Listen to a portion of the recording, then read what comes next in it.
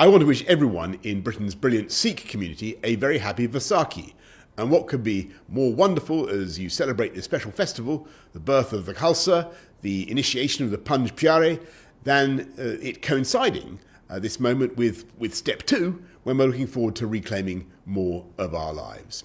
I know that last year you missed out on the fantastic Vaisakhi Nagar Kirtans that are usually held up and down the country, many of them best outside of India, by the way, I would say. And alas, once again, this year it remains important to celebrate safely by following the rules and remembering hands, face, space, and fresh air.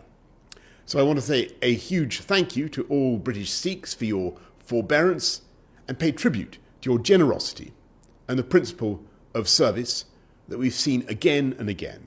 from NHS workers and doctors, police officers, Sikh prison chaplains, armed forces personnel, and all key workers, and from the incredible way in which gurdwaras and communities have come together to deliver langar to NHS staff and people in their homes over the past year.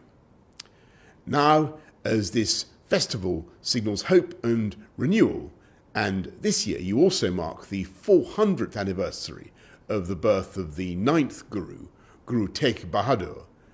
let me wish Sikhs in Britain and around the world all the joy and happiness of Vaisakhi.